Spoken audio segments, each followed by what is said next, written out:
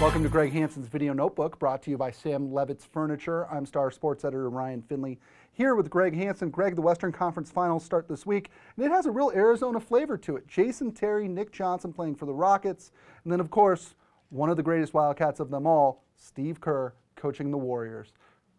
If you had told me the Western Conference Finals were starting any other year, I would have just kind of yawned and said, Can I play golf? Right.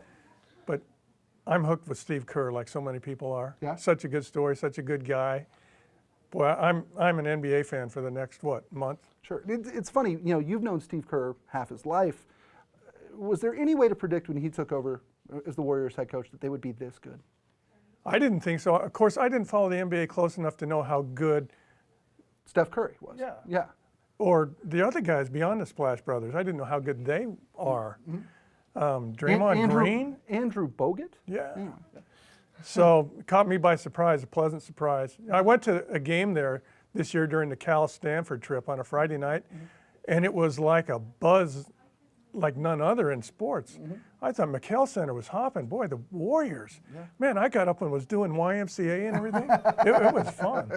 Well, it's one of those things, too. I think people sleep on how good Bay Area sports fans are. Yeah. I mean, they are Warriors fans, and it's not really your wine and cheese crowd. No. Now, I was talking to Bruce Pascoe yesterday, and he's from that area. I said, Bruce, were you a Warriors fan? He's like, yeah. He's like, people think that it's a snooty crowd. It's not. There are blue-collar, loud people going to these games. You know, and I've been caught off guard, too, by the Giants following in San Francisco. What a community they have in sports there. Yeah. And can't beat the Giants following or now the Warriors. Yeah. I went to a Giants game a couple years ago, Greg. Sat in the upper deck, spent $90 a ticket for a Sunday afternoon home game.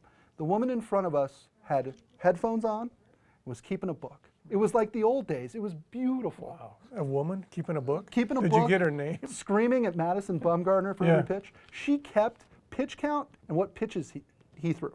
That's my era, growing up, keeping score. Yeah, I love that. Yeah, that's really cool. You know, Andre Iguodala is a guy, another Arizona tie here, playing for the Warriors.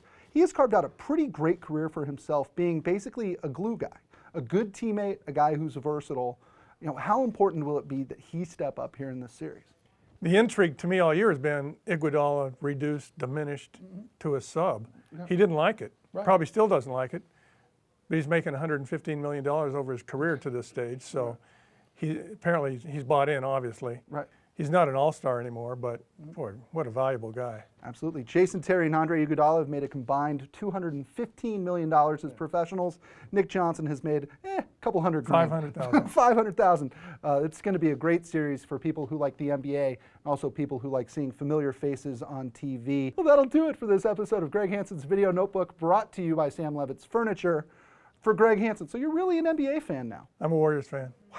I'm Ryan Finley. We'll see you next time.